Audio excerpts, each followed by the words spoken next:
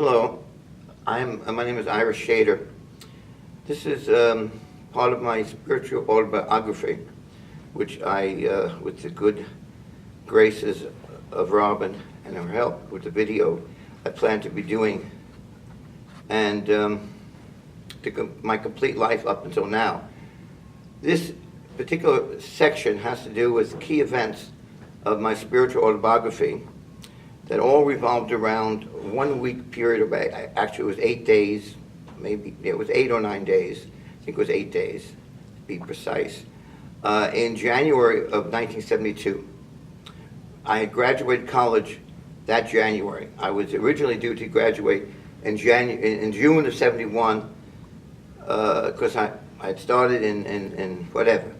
I started in September 67, so I was to graduate with my entering class. I would have graduated in June, but I've fallen in love, that's another story, very, very powerfully for the first time in my life, and I took a leave of senses and a leave of absence also. So I couldn't study at that point. So I did wind up graduating a little bit later. Anyway, I decided to give myself a gift of a week at the Meher Baba Center. So I think I came down by bus. It was always the bane of my existence to some degree, the long, seemingly endless journey through North Carolina. North Carolina in those days, I don't know if it's still that way, on Greyhound or Trailways, seemed to have infinite stops of these little tobacco hamlets. And once I used to start feeling I'd be stuck there forever in like some kind of, no exit soccer play. But eventually it would leave North Carolina and go into South Carolina, and at that point I knew I was not far from the center. But I think it spent about 4 hours going through North Carolina. And so anyway, I got to the center, and as usual, it was always a great relief. I had first been to the center in October of 67, soon after I heard about Meher Baba in September of that year.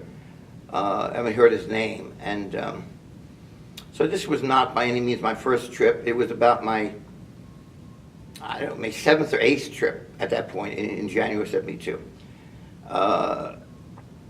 Anyway, as those of you who have availed yourself of the wonders of the Meher Baba Center in Myrtle Beach know it's unparalleled and really beyond description in many ways, especially inwardly. Though it affects everyone differently and affects everyone differently at every point in their life, so it's very hard to pin down. There's nothing uniform about it at all, except its exquisite natural beauty and the presence of a spiritual force that's beyond reckoning. Meher Baba said that of all the places he dwelled, it was his favorite place, and he would pervade it for centuries and centuries, and certainly he does. One often feels like one has direct darshan, even though he's been gone now for nearly half a century. Anyway, I had a typical, very pleasant stay. I was feeling very, I guess, proud of myself to some degree that I had completed my BA, which I didn't know if I would have. I almost didn't return. I'm not going to get into that, but there was a deep struggle with me about not feeling happy with Queens College. I wanted to go to a small out-of-town college like Bard or Goddard or Antioch, or one of those really special kind of schools I wanted to go to, but I'm not going to get into that now. So I wasn't all that happy with having graduated from Queens College, but I was happy I was finished with it, and the rest of my life was ahead of me. I mean, it's a very, man or woman's life in the 20th or 21st century is a very key time, the graduation of college. Now it's kind of like a glorified high school degree, but in those days, centuries ago, it's not exactly, but it feels like it. It meant something. Having a BA or BS, it meant you could get a decent employment and you could go on to graduate education. We could still do that. And go for professional school. I was a pre-med major. I was heading to be a medical doctor, but that didn't happen. I'm not going to go into that right now. But anyway, I was there and just enjoying the sense of having completed this major part of my young life. And nothing particularly remarkable about the first 4 or 5 days of my sojourn, my pilgrimage at the center at this point. Coming around the 4th day, I'm starting to feel a sense of something that's trying to gain access to my conscious, or the arena of my conscious mind from the subconscious. I knew there was something there, and as I tried to observe it and contemplate what it was, that's what came to me. That there was something I was phobic of. I had no idea what it was, that I was trying to hold down. Just like, to use a gross example, one might do to try to delay passing one's bowels when one's in public, and one feels the pressure of the oncoming bolus, and one has to hold it back with one's anal sphincter muscles. Well, this had nothing to do with shitting, but it had to do with a mental thing. But I was aware that there was some part of my mind that was like a mental anal sphincter, holding back. Okay, I just noted it. Then it got increasingly stronger over the next 48 hours. Got more and more my psychic energy, I was aware. I was using up, trying to hold this back from gaining consciousness. I don't remember ever experiencing that to that degree before or after. It was somewhat of a unique experience. Being so aware that there's some particular content that usually things just pop in and out, for most people. But this was something that I was aware that was perceived by my ego as being extremely threatening to me. That's all I knew. I didn't know what it was, but I knew that my own ego perceived it as what psychologists call death layer, meaning there's certain things you'd rather die than allow yourself to face. For some people, it could be being homosexual. For someone else, it could be that, whatever it is, that really they feel more comfortable in the other gender. It doesn't have to be with sex. It could be anything. It could be the awareness that in some previous life they murdered a bunch of people. It could be anything that's particularly dissonant, perceived as dissonant to the ego in itself. So I thought to myself, well, what could it be?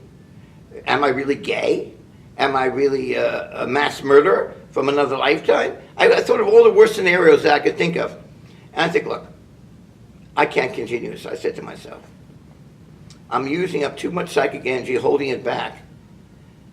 And whatever this chimera is, whatever this internal monster is, it can't be worse by facing it. I mean, it can only be better. Whatever I discover about myself, hopefully I'll deal with it the best I can. But certainly I can't go on living too many more hours pushing it down. That's not going to work. So I made the decision to invite it up.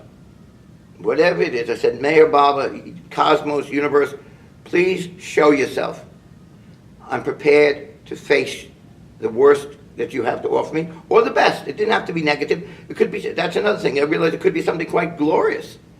But in those days I was positively negative. So I tended to think of the glass was not just half empty, half full. It was 3/4 empty. Even if it was 3/4 full. So anyway, so I said I immediately made an internal release of whatever that thing was that was holding it back. And immediately I grasped my left hand. I said, Indian. And the memory came back to me very powerfully of having been Native American in my most recent life. I was clearly left-handed, and I carried a staff most of my life in that hand. There was a great relief in that initial outburst of psychic energy. And then came flooding in all the memories from that past life. I knew I was still Ira Shader. It wasn't like I became temporarily disorganized or disoriented. I knew that underneath this emerging, very powerful persona from my previous life, that I was still oriented times 3, as they would say in mental hospitals. I knew what time it was, I knew what year it was, I knew who the president was, I knew who I was, I knew I was at the Mayor Obama Center. None of that was lost. But the onrush of this persona was so powerful that I found that the whole rhythm of my mind changed. The way that my thoughts, that I experienced thinking, was profoundly different than from just a couple of minutes ago. My vocabulary became much, much simpler. Not that I forgot my vocabulary from this life, but it was not important to me. I spoke in a kind of pidgin English, or thought in pidgin English, and I said, just like the initial outburst, I Indian. I didn't say I am an Indian, I was an Indian, I Indian. Well, that was about the way I was in that life, apparently, in terms of my language skills, or my way of perceiving reality. It was very basic. It was not proper English sentences, and I don't know if I even thought any more complicatedly in my Native American Indian language. I don't know. I don't think so. Anyway, as the material came up to me, and I remembered that I had been born sometime in the 1870s, or maybe as late as 1880, and I was a child that was being raised by the Gala Sioux. I was a Sioux Indian. My mother was Cheyenne. She was captured and became the bride of my father, who was a pure Gala Sioux. And I was at Wounded Knee, and I witnessed my parents killed. I witnessed my whole tribe wiped out. I got away. I survived. I was a little child, 8 or 9 years old. And I wouldn't have made it, but my uncle adopted me. I had a very kind uncle. He was very famous. My uncle was a famous Sitting Bull. And I was raised by Sitting Bull. I was very fortunate, not because he's a famous Indian, but he was a very kind and good man, besides being a magnificent warrior. And he enabled me to survive the loss of both my parents, which even now was tragic for me to remember. Anyway, one can't live with hatred, unabatedly. One has to forgive eventually. But anyway, as I remembered the details of my life, I lived with my uncle and his family until I became a young adult. Then I became a shaman in a tribe. I was naturally oriented that way, mystically. And I was a well-known shaman, very, very much celebrated by the tribal people in the area. But then I started wandering. It's not clear why I wandered. I guess I was in search of God on some deeper level. But I wandered for the rest of my life, over the length and breadth of this nation. Even in Canada, I wandered. Seems to me I must have wandered across the continental U.S. and Canada at least 5 or 6 times. Or at least, it wasn't always from one coast to another, but it seemed I went up and down. I mean, I clocked unbelievable amount of time on some of it was on horse, most of it was on foot. A few people, I think, ever walk as much as I did in that life. And then it came to me, and Mayor Obama spoke to me and confirmed it, and I actually remembered it, that by 1934, I was in the train station at Albuquerque, and I was the Indian that Mayor Obama said was on the 4th plane, his direct agent for the entire North American continent. And I experienced and remembered Baba looking into my eyes, Mayor Baba looking into my eyes, for about 20 minutes or half hour at the most. Not a word was spoken between us. But I knew who he was because I had been working for him for decades. Inwardly, he gave me all kinds of directives to basically control the natural phenomena of the continent.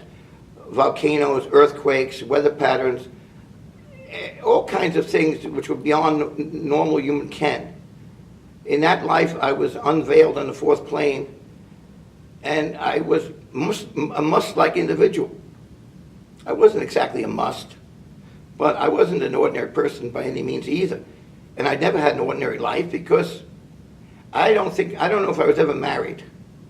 But I think I may have been married with 1 or 2 sons, and I abandoned my family, if my memory serves me correctly, because just like someone who becomes a must, my consciousness and my spiritual duties did not seem commensurate with ordinary life, even as an Indian, which is not considered conventional life by this culture. But anyway, I don't know if I had to do it, but I did do it. I wandered, and as they say in the Lord of the Rings, all who wander are not lost. Well, that's certainly true of me in that life. I was not lost. I was quite spiritually powerful, and I knew who I was working for. As Mayor Bob explains, all direct agents know exactly who they work for. The indirect agents don't necessarily know. Some of them do. And I had indirect agents working under me. And I was vastly powerful. You know, as Bob explained, someone on the 4th plane is capable of creating whole universes and other worlds populated with even human beings. It was a dizzying remembrance. I was happy to be, Bob has said absolutely, told me during this experience that absolutely I was that direct agent and no one else is. He said, someone had to be. I didn't choose to be. I didn't decide I want to make myself someone important.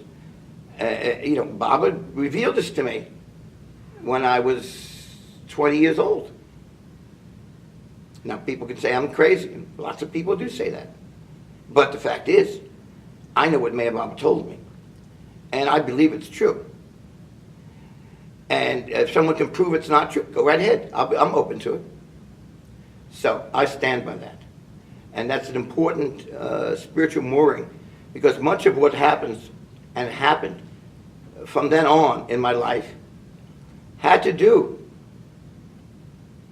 with this particular unusual outcropping of a past life memory, coupled with the discovery that I was a very powerful, advanced soul in my most recent life. And later on, as I tell you other things that's happened to me in this tape and others, it'll be a lot more understandable if you understand that this is something that is my personal mythos. I believe it's true. And therefore, anyway, enough said about that. Anyway, this feeling persisted for a couple of weeks. It didn't just vanish. I found myself walking differently. My gait, my way of moving, my way of holding my body, certainly my way of thinking for at least a month was more of the Indian than Ira Shader. And even when I went home, I took an airplane back. And first thing I said to my parents is, why do you treat me with such disrespect? I am an Indian chief. I am a great shaman. And they backed away, because of course they thought I was crazy. But the first time my parents actually backed away from me, that itself was worth having experience for. Anyway, this feeling persisted and then gradually started to fade and integrate a little better with my present Jewish Ira Shader life. But it's never been fully integrated, as you can see from my earlier remarks about remembering the sadness of my loss of my parents and my hatred of the white civilization. I despise the civilization. In fact, my favorite quote, I think I said it once before, but I'll say it again. My favorite quote, not of Mayor Baba, but of anyone, is Gandhi's quote from Gandhi when he first came to England in 1931 on the round table. For the round table discussion, Mayor Baba was on board that ship. First thing he told reporters is, there's a man aboard the ship. If he wanted to, he could cause the sun to rise in the west and set in the east. Because they thought it was just cryptic stuff coming from this holy man. He was referring to Sri Mayor Baba, but they never bothered to investigate. Second thing they asked him is, Gandhi, what do you think of Western civilization? And Gandhi said, I think it'd be a good idea. And I feel that way too. I think it's about time we started a civilization here. I don't think what we have here is anywhere a civilization at all. Not that Eastern civilization is everything great either, but far better than what we have here as far as I'm concerned. So anyway, I did go see Elizabeth in the aftermath of this. Because even though most people are closer to Kitty, I was always closer to Elizabeth. And if I had something serious to contemplate or to share or to get some feedback about, my natural impulse would be to go talk to Elizabeth about it. And that's what I did. I told Elizabeth about this Native American memory that had come to me. I told her all the details. Mayor Baba told me that I was a direct agent for him in my last lifetime. She listened, as she always did, attentively, and she didn't say anything at all negative about it, or that, you know, you need to have a trip to a mental hospital, or you're being delusional. Nothing at all like that. She said, you've been given a very special experience by Meher Baba, and you should be careful who to share it with, and treasure it. She wasn't telling me to be careful to share it because she thought I was nuts, and if I shared it, people would think I'm nuts. No, she knew it was something important, and she knew, as Meher Baba always said, be careful who you share deep spiritual experiences with, because either you get angry or jealous. I'm sure many people hearing this right now for the first time are angry at me, or jealous, or both. Because who the hell is he to be on the fourth plane, born on the fourth plane? He's a piece of shit. That's how most Baba people see me. And they see me as the least worthy person to be spiritually advanced of just about anyone, except maybe Trump. Although there are a lot of Baba people who voted for Trump.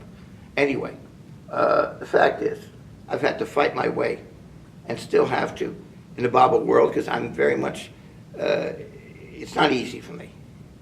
But anyway, this is the truth I'm telling you, my truth. You're free to believe it or not. But Elizabeth was very receptive to it and very supportive of it. Okay, that pretty much takes care of the first part of what I want to share today. 2 days go by, and at this point we're about a day or 2 days before the time was coming for me to return home to New York City from the Meher Baba Center. I was at the refectory. For those of you not familiar, the center originally had only one kitchen called the original kitchen. Now it's called the kitchen at the lakes, whatever. It was the original kitchen. And then about 1971, a secondary kitchen was built because it was needed, because there were additional cabins and more people coming, called the refectory. So this is about a year into the refectory's existence that I'm up there about 11 o'clock at night, and I meet a young man of similar vintage to my own. And for those of you who didn't have the privilege of being at the center in the early days, in the mid to late 60s and the early 70s, 90% of every conversation you had with a new person you met at the center was, how did you hear about Meher Baba? How did I hear about Meher Baba? And that was it. I mean, they might ask you your name first, but the immediate question, not of course there were occasionally exceptions to that, but 90%, I've talked to other people, everyone agrees who lived through that period, that there was tremendous messianic expectancy, especially before Baba dropped his body, when people were expecting Baba to break his silence at any moment of every day. Everyone was in that state.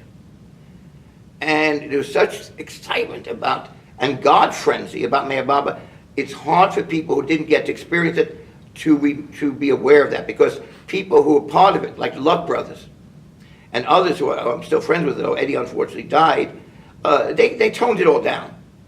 People who were telling me, Ira, Baba's going to manifest, break his silence, and transform the world at any moment now. As soon as Baba dropped the body, and nothing ostensibly happened, they found a way to rationalize it all, and forgot even, or repressed the fact of how they were before it. That's a subject for another talk sometime. But it's very interesting, the kind of self-imposed amnesia that the Baba world has gone through about the way they were before and after the dropping of the body. It's night and day. Anyone who tells you differently is lying. Either they weren't there, like they say about the 60s. You remember in the 60s you weren't there. Well, if you remember that the 60s and 70s, early 70s, were not God-frenzied in the Baba community, then you were not there, or you're a liar. That's what I challenge anyone to challenge me to that. I'll be happy to debate them. Anyway, Because anyway, that's true. So of course, we struck up. We were talking to each other about how you met Bob, how I met Bob. Well, those also who were there in the earlier years remember that Jim Myers, particularly, but others, were much more serious about compliance with the initial curfew of being in your cabin at 11:30. And he had a flashlight about this long. I'm exaggerating by about half, double. But he would shine it on the tables, looking for wayward Bible lovers hiding under cabinets. Now, I'm serious. I don't know if they were hiding in there, but he didn't take any chances. So, of course, we had to go. It's time for us to make way back to our individual cabins. He was staying, I think, in the far cabin. I think I was in the green cottages. I don't know. The green cottages have always been the bane of bachelor Bible lovers. You get stuck there sometimes for their whole life. It's a good reason to marry for no other reason, just to get out of those damn cabins. They're not bad, but look, they're not glorious. But they're okay. It's on the center. It's not bad. But anyway, the chicken coop is a problem. I call it the chicken coop. Don't stay in the chicken coop in the summer, unless you can really tolerate great heat, because it's like kind of like a glorified coffin. In the winter, it's not bad, but in the summer, don't do it if you're sensitive to heat. There's a little tip for you people who are coming to the center who've never been here. It's actually called the coop, not the chicken coop. But anyway, so we're heading out the refectory down the back road. When I say the back road, sounds more than it is, but it's a back way that passes the far cabin and the near cabin, and then right along the lake, and then the lake cabin is to the right, and then if you go a little further, you wind up at the original kitchen, what's now called the lake kitchen, and so on. And we were talking, just as I said. He was telling his Bible story, I was telling my Bible story. That was still going on. There's also a little laundry, a little men's room and a woman's room, right on right side as you're walking that way. A few steps before on your left comes the far cabin. And there's an interesting little old-fashioned laundry, which is still there, with an old-fashioned wringer, where one can go and wring one's clothes out the old-fashioned way they used to do in the 20s and 30s, maybe even 40s in lots of places. So and we were walking, again, I don't know why, we were walking with our arms around each other.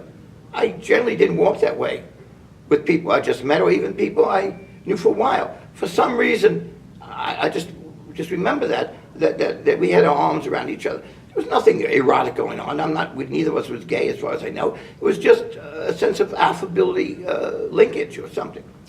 Anyway, now, so now without any warning. Now I've had lots of astral travel experiences when I was a younger man. I've had all kinds of unusual occult experiences, and usually there's some kind of limerence, a kind of interval of 10, 15 seconds where I was aware that something was about to shift, that I was about to have an out-of-body experience or something. But this was nothing like that. There was no intimation at all.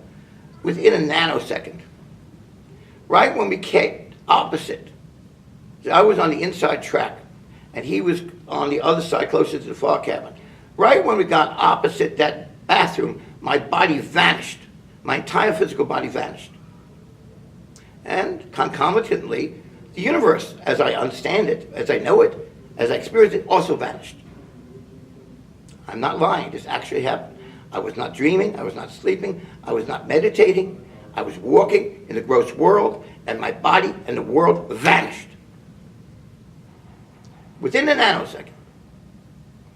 Fortunately, I was not frightened, because I imagine it could have been terrifying. But I was shocked. My initial feeling was shock. Now, I knew I was still conscious, because if I wasn't conscious, I couldn't have been conscious of being thinking, or being aware that even something had disappeared that formerly was there. So I knew consciousness was still there.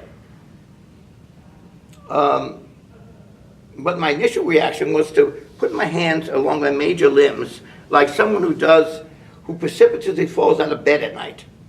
Even if you have just a 1.5 or 2 foot fall, it's possible to break a bone.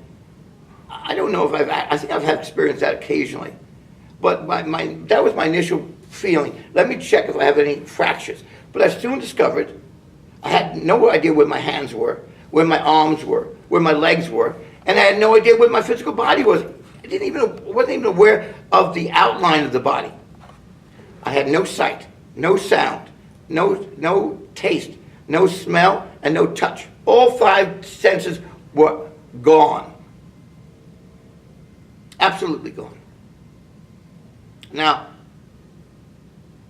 this whole experience lasted what felt like to me about 45 minutes. I'm just giving you that so you understand as I progress along with the experience, the time frame. The first 10 minutes or so was trying to grapple with my shock and realized I couldn't determine if I had any broken bones. And then I thought, is there any part of me that has survived whatever it is that's happened to me? Well, I knew I had no body, but I thought to myself, is my mind still here? Because, of course, I was ontologically shocked. And say shock, what is it about Ira that existed, if anything, except consciousness? So I said to myself, let me inquire as to whether my thoughts and feelings are still in existence, are still available to me. And are they my thoughts and feelings, or are they Robin's thoughts and feelings, or Jack's thoughts and feelings, or anyone's? I mean, is my individualized mind still existing?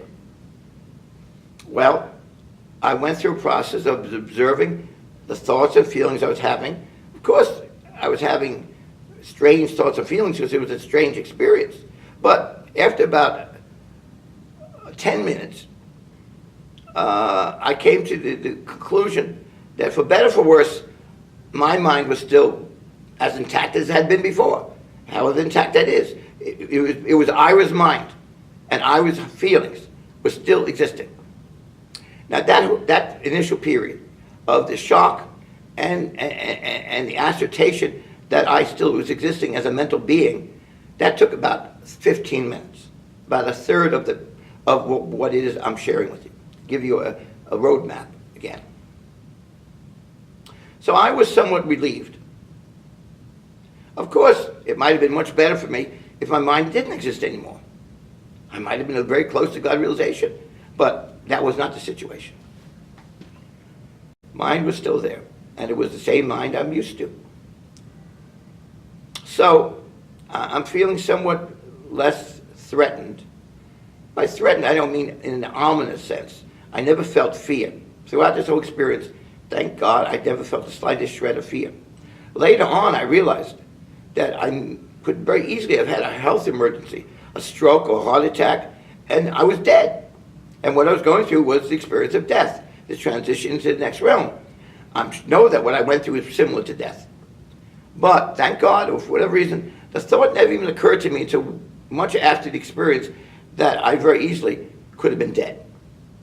For whatever reason, that might have distracted me. I don't know. I can only surmise why or not, but it never even occurred to me. Then, as I'm sitting there, I don't know if I was sitting, standing, lying, anyway, that doesn't even apply. As I was hanging out in this sense, the closest I could put it to, everything was like a black void. Similar to what you do when you, at night, you close your eyes, or maybe in what's it called, a sensory deprivation tank. But this was even more intense than that. I can't describe in what way exactly, but the nature of the black pall, and by pall I don't mean to say it was unpleasant. It wasn't either pleasant or unpleasant. It wasn't blissful, and it wasn't an unpleasant void, feeling of emptiness either. It was sort of neutral, but it was just a sense of profound nothingness. Yet there was something, because mentally I was still active. So there was a mental existence that was still proceeding. Then the next thing that happens is at a distance of about 10 feet, suddenly appears some kind of being. At first, I don't even know what it is or who it is, although it seems to me that it's a human being. That's the impression I get, but I'm not sure. So I invite whoever it is. Now, let me just explain. Before this being appears, there was only me in the universe. Once he appears, or it turned out to be a he, there was just the outline of his body, of the body, and then right around the periphery of the body was just void. So there was no scenery. There was no like, this other being wasn't in some other reference or scene. You know, if you're going to stage it as a play, you would need zero scenery, because there wasn't any.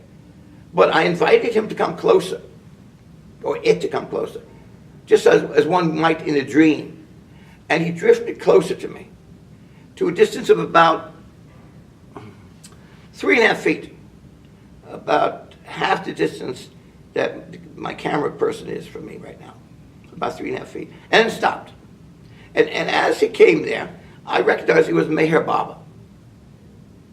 And I was delighted. Look, if you have to be alone in a universe with no one else, what better person for a Baba person to appear than Meher Baba? I would have been happy to even see the devil, because I felt lonely a little way, and I wanted someone. I wouldn't have liked to see the devil, but you know, I mean, anyone would have been happy for me. But Meher Baba was the best thing, the best being I could imagine. I knew I was having a very unusual occult experience. But once Meher Baba appears, I knew I was having a most profound sacred experience in addition. And Meher Baba does not speak to me. And it's Meher Baba as he looked in the last 7 or 8 years of his lifetime. The Meher Baba of his universal suffering and his universal completion of universal work. When he was banging himself on the thigh and going through all these things to try to keep himself from losing the link with the gross. That's the Meher Baba who is there with me. And the suffering is dripping off his face.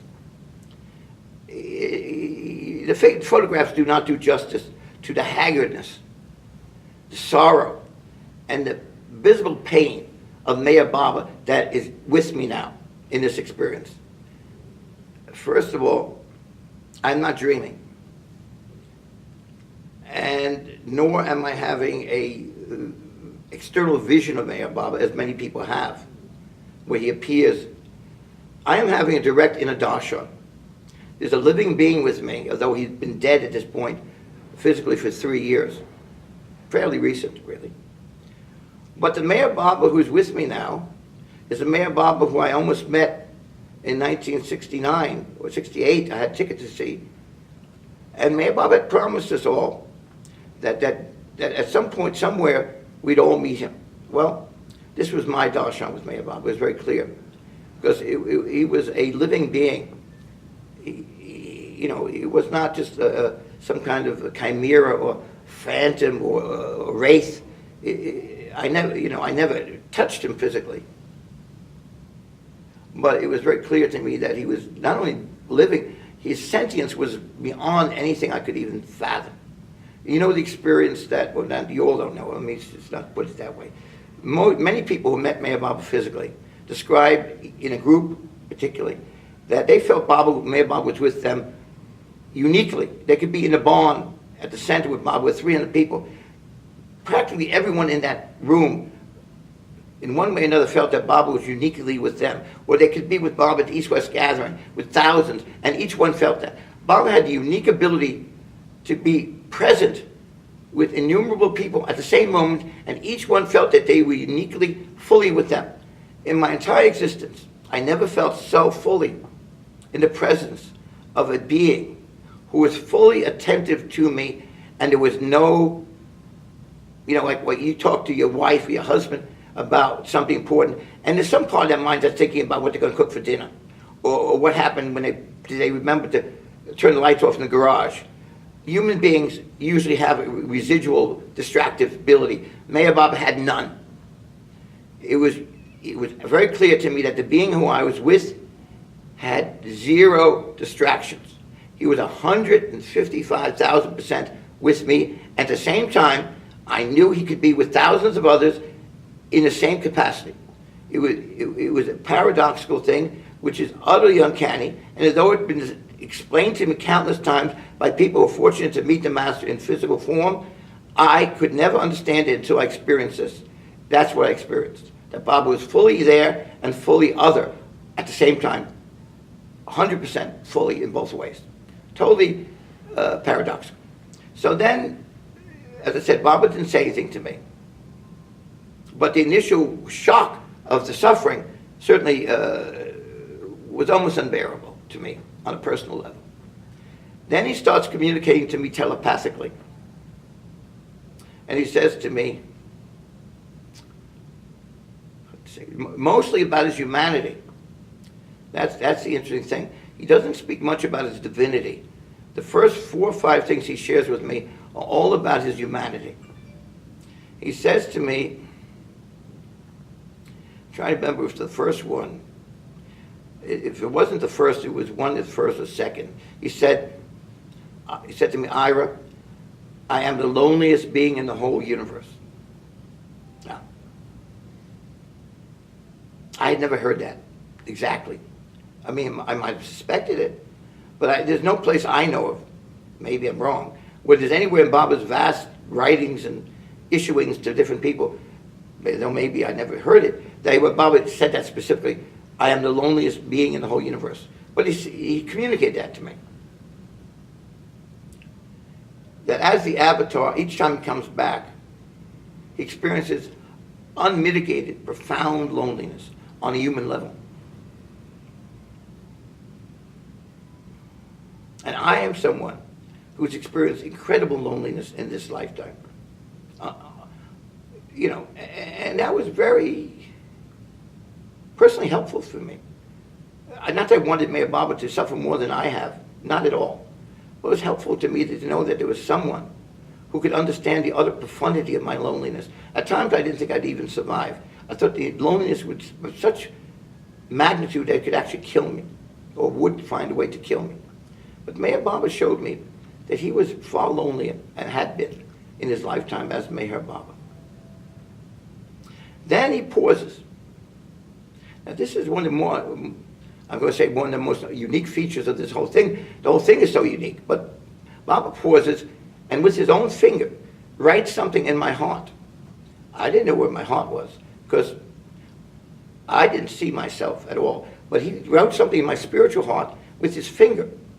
And there was a slight bit of palpable pain associated with each time he did that. He did it a number of times throughout this experience. After each time he said to me something important or discreet, he would pause for a few seconds, 10 or 15 seconds, and write something in my heart, and I would feel him writing it in. I don't know what he wrote. Did he write Allah? Did he write Meher Baba? Did he write Divine Love? I have no idea. But this is not unprecedented. Adele told me that when she was with Baba in the lagoon cabin with Phyllis Fredericks, she felt Meher Baba writing on her heart too. And there have been a few other people who have reported a similar phenomenon with Meher Baba. So it's not that outlandish, but he did do that. It was he took his finger and touched it to my heart center, my spiritual heart. Maybe my physical heart, I don't know. And wrote something. Then he went on, he said, I have not been able to succeed in giving over my avataric mission. No one virtually has understood what Meher Baba has wanted. Not even my close Mandli. They don't get me. They haven't got me. I have seemingly failed in my mission as the avatar of the age. Well, that was shocking. That was a major shocker. He said, I have failed. And then he explains. He said, my main concern in this incarnation as Meher Baba was not about God speaks and the planes of consciousness and everything that's in the discourses and all that's fine. He said, I had only 2 main concerns: to make more profoundly human men and women. When I was talking about love, I wanted them to become fully human in their love, not divine angelic beings, but fully human, and they fail to grasp that. And the other thing that I really is most important to me is the stewardship of this planet. I am passionately concerned about the welfare of my children, the four-leggeds, and the fish, and the birds. He said, they are my children, and I am horrified the way they are being destroyed by human beings. I will not permit it much longer. I will destroy much of humanity, he told me. They do not desist. They are building bigger and bigger slaughterhouses. They are slaughtering in abattoirs and slaughterhouses tens of thousands of pigs and sheep and cows every day in each slaughterhouse. I will not permit it. I am God Almighty, he told me. I am the same God, the God of Abraham, Isaac, and Jacob. I am the God who brought Moses and the people of Israel through the parted sea. I will destroy humanity if they don't leave my children alone. He told me. He was very angry. I will not permit it. They will feel sorry for what they're doing. He said to me, the day will come very soon when all humanity will become vegetarians and all the slaughterhouses will be closed by me. I will not allow this on earth, the slaughter of the innocent. He was most angry. And he said, somehow I was not able to communicate my passion about that, even though he made some very powerful statements about the essential unity of all the forms and the unalienable divinity of all life forms. No one even bothered quoting these important statements Bob had made. And somehow people have the notion that the ecology will take care of itself, and species are going extinct.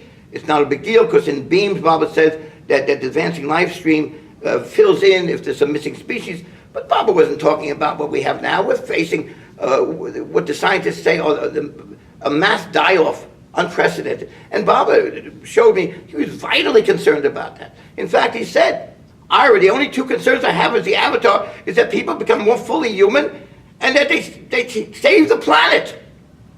Well, as you know, Baba people do not believe that. I mean, they believe Baba wants them to be full human, but they give very short shrift to Baba as an ecological avatar. But what Baba told me is that is one of his two main concerns, is that we work to help keep animals and plants alive and to be kind to all life forms.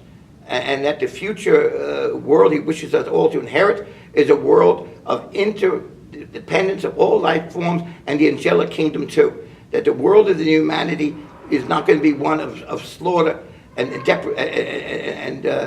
predation. It'll be one of real kindness and peace. And if people don't want to stop eating meat, Baba said they were sent to another planet. He told me, even my lovers, if they won't stop eating meat, I will send them in the next life to another planet, away from Earth. Earth will not be a place where animals will be slaughtered. He was very clear on that. Anyway, then he paused from all this, and again he wrote in my heart something. Did he write something different or the same thing? I don't know. Someday I hope to know, maybe when I die, I don't know when. Then, what else did he tell me? There might have been another thing, maybe it'll come to me. But then the thought occurred to me, because I had heard this quote in a Mayor Baba meeting about 6 months or a year before. And it blew me away. Not that I didn't believe it, but Mayor Bob had said, and you can find it, it's in somewhere in Baba's writings. I don't know exactly where, but it's not apocryphal. My love for each one is such that I would gladly come back thousands of times to be cut to pieces each time just to help any one of you achieve God realization or enlightenment, Baba said. Now, I didn't disbelieve that, but it just seemed so enormous. And so for some reason, that sprung up in my mind, wherever my mind was. I didn't ask Mayor Baba. I never asked him that. But of course he immediately knew every thought. That's another thing I became aware of. He knew every subtle thought or feeling I was having before I even had it. Many people experience that when they're with him. I certainly experienced that in this experience. The Mayor Baba experience was absolutely seamless with the Baba that's described by everyone who met him. That's an important part of the hallmark of this experience. There's no disparity, except the only difference is the content of what he told me about his avatar mission. That's somewhat a variance. But the quality of the being I was meeting and was meeting me was identical to the one that's been described to me by hundreds, if not thousands of people who have met Baba over the years. So he immediately responded. Because I was thinking, is there some avatar spin or PR? Could that 100% be true? Could God, Jesus Christ, Buddha, the formless God, Jehovah, Lord Almighty, could anyone honestly say they would be glad to come back in a human form to be cut to pieces each time, thousands of times, to help just one of us? Could anyone any being have unbearable love for each of us to that extent?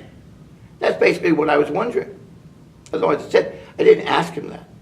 But what he did was interesting, very interesting. He didn't give me a telepathic response. He opened up something in his heart. And I was able to look more deeply into his being than heretofore I was able to.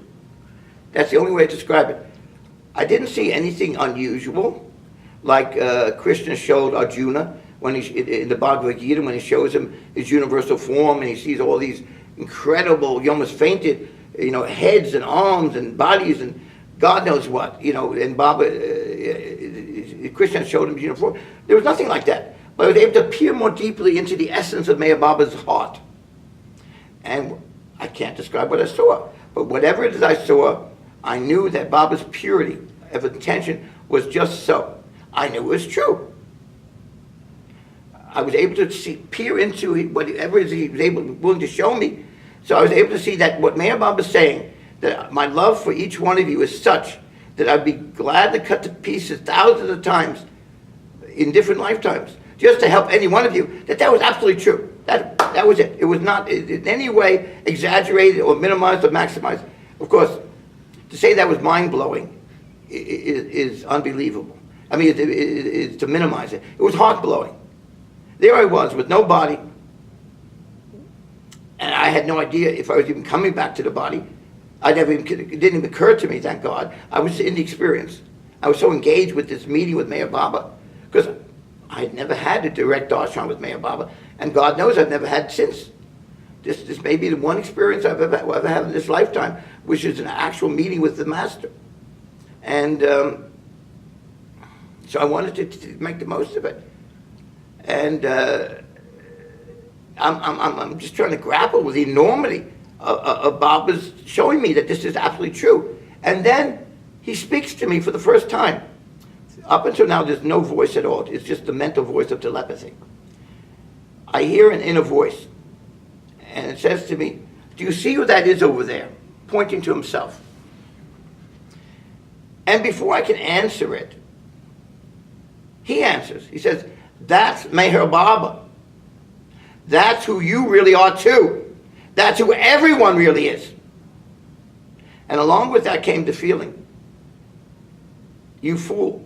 You've never ever been Ira Shader, not even for a moment, not even for a fraction of a second, not even for a nanosecond. In all your past lives, you've never been anything but me. I am the infinite being that it pervades everything and everyone. I'm the only existent." Well, these are not things that Baba didn't say, and I didn't read and didn't contemplate. But here I'm hearing it directly from Meher Baba himself, with no body, with no gross world. So this was quite an opportunity. And as I said, I was ontologically and existentially starved still. And Baba's telling me at a very vulnerable time, when I'm naked in a way that most people aren't naked unless they're dead. I have no physical body, no physical world. Baba's telling me you've never, ever, ever been Ira Shader. Not for a moment. You've only been Meher Baba. Well, that was shocking, but in a very positive way. And I decided to try to make the most of it. So, for whatever reason, it must be from past lives, I decided to meditate. I didn't ask Meher Baba for leave, which maybe I should have in retrospect. I didn't say, "Meher Baba, do you mind if I go into meditation?" But I just assumed it'd be okay with him. So, I started meditating. Now, obviously I couldn't go into lotus position. I had no idea of a physical reference point, but I inwardly directed my mind to dive as deep as I could into the interstices of my own being. Something I'd been doing since early childhood. But I knew that whenever would I have such an opportunity to meditate in the direct presence of Meher Baba, telling me that I am nothing and everyone is nothing except Meher Baba. I knew that would probably never happen again, and it hasn't. It's been many years, it hasn't happened again. So I meditate, and this last segment took again about 15 minutes. I'm meditating and trying to get deep as I can. And then it becomes apparent that I go on about as deep as I can go. So I come back up to consciousness, in this occult reality that I'm in. And the only thing I can say is that I felt I was a couple of degrees closer to the mystery of it all, to whatever Meher Baba was indicating to me. It was like trying to see the sun from the earth. My ordinary consciousness was like sea level. And where I was at that point was the highest mountain on earth. But the sun was still 93 million miles away from me. The mystery of the infinite God that Baba refers to as the only reality was only a couple of degrees closer, in a way that I can't articulate any better than I am right now. I can't give actual language to it. But I knew I was closer to the mystery of infinite existence than I might ever be in this lifetime. I knew that. And I felt very, very fortunate and grateful for whatever that was, because I knew that would only help me in my progress toward him. And Meher Baba gave me only about a minute or two to contemplate that sense of whatever it is I had derived from the meditation at that point. Then suddenly, again, just as in the beginning, without any warning, he thrust me back into physical form.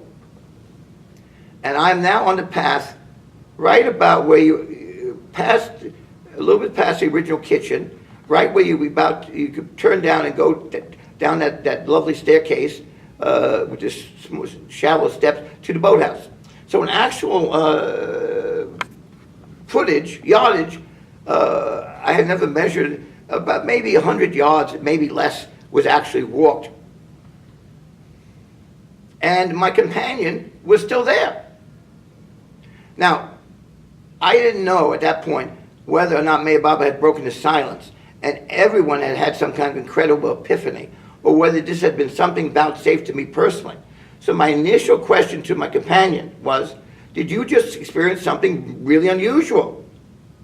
Because I disappeared. I don't know if he understood what I meant at that point. But he said no. So then I knew, most likely, this had been something given to me personally, not a divine manifestation. Because I really didn't know. So then I said to him, have I been here in actual world time at the speed we were walking? It would have been no more than 3 or 4, 5 minutes at the most. Did I experience it 45 minutes? I said, have I been here with you all this last 3 or 4 or 5 minutes? And have I been continuing the conversation? Was there anything about my gait, my movement, my accent, my choice of topic, my use of language that was in any way discontinuous with the Ira you knew 10 minutes ago? He said no. Well, I assumed he was as good as judge as the average person. I don't know, but I assumed that he was. So then I realized that for about 3 or 4 or 5 minutes, I was in a total Majub state. Baba talks about that in the Wayfarers, that there are people, even 7th plane Majubs, who have zero awareness of the universe, and yet they maintain a physical body. And then there are other kinds of Majubs that are on lesser planes.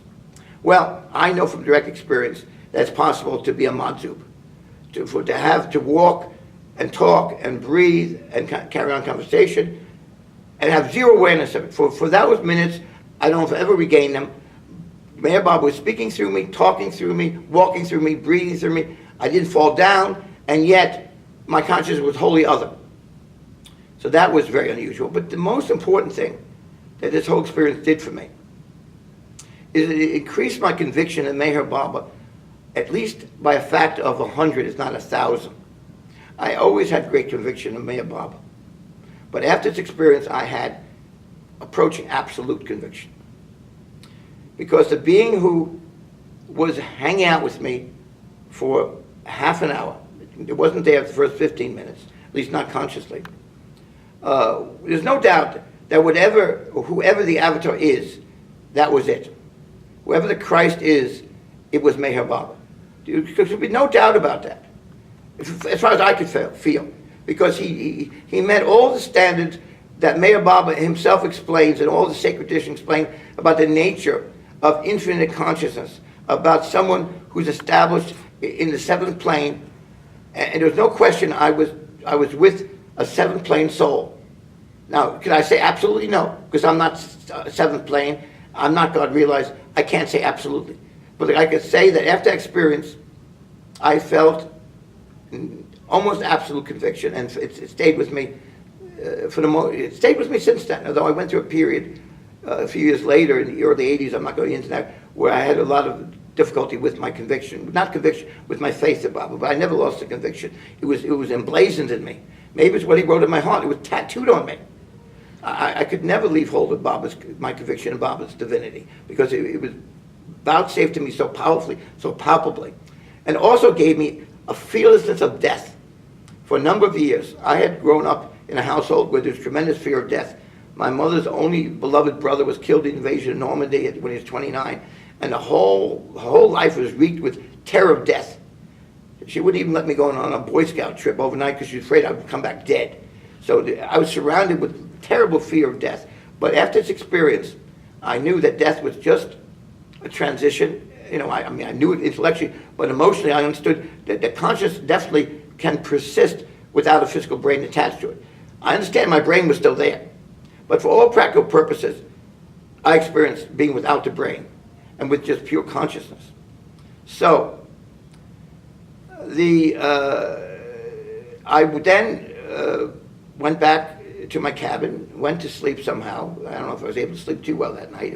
I was buzzed from this whole thing, and it left me really spinning, but in good ways for the most part. I went to Elizabeth again. I've said at one of the gatherings at the barn a few years back, unrehearsedly, I had no plan to say it, but I found myself getting up, and it was sharing for the community and saying, I've never had a living teacher in this life, but if I've had a guru, it's been Elizabeth Patterson. And I started crying, because I realized that I had a very powerful relationship with the woman, a spiritual relationship. And she was really my guru, my murshid, more than anyone. More than any the monthly in India, more than anyone I'd known in my life. Elizabeth was my private personal guru. Even though I didn't have a great deal of sustained contact with her, as some people did, where they were invited over for dinner many times, I didn't have that. But I had enough contact and significant contact to feel that she guided me, and still guides me in a way, that if I ever attain to anything in spiritual greatness, it'll be to a large measure because of Elizabeth too. She and Muhammad the Must were my two greatest gurus in this life. I have no doubt about it. But anyway, I went to see Elizabeth, and again, she was very receptive to me. She must have recognized that there was a very key link between us, because she was certainly more advanced than I was spiritually, and very attentive to every subtle nuance. A lot of people found her off-putting because she wasn't a sweet, soft, touchy-feely kind of woman like Kitty was. But she was most remarkable, and I found her far more remarkable than I did Kitty. I'm not to disparage Kitty, but that was my own experience. And in fact, I once had an experience when she was driving me. A couple of times she drove me in a car, where I had to keep looking over to see who was driving me, because when I turned my eyes toward the road, I felt for sure Meher Baba himself was driving me in the car. And I looked back, and it was Elizabeth, this old woman hunched over, and I realized it was Meher Baba in drag, because she was so hauled out by surrendering to Meher Baba that I felt palpably that Meher Baba, it was just a little bit of Elizabeth left, and it was just a whole lot of Meher Baba, and Meher Baba was driving me. I had this experience a number of times. I never had that experience with anyone else. And I've been around Mehera, and I've been around the greatest ones, and not that to put any of them down, but the only person I ever had that kind of experience with was Elizabeth. So anyway, Elizabeth obviously is a very important person in my life. So I shared exactly to the same detail that I shared with you people right now, with Elizabeth. She never quite tried to hush me up or to hurry me along. She listened most attentively to all of it. Over an hour I spoke to her. And she said, Ira, you've been vouchsafed a most precious gift for the Master. She said, I have no doubt of the veracity of your experience and what Mayor Bob has shared with you. I know it's true. My heart tells me it's true. Again, she said, I caution you, be careful who you share it with. She never said don't share it with anyone. She said, be careful. She said, and she repeated again, and she started weeping. She said, I'm moved to tears but by the enormity of what Mayor Baba has given you in this experience. There's no telling what such experience will bear fruit in the future, in this life. She said, you are most blessed by our Master. She said, you are most blessed. She said it 3 times. You are most blessed by Mayor Baba.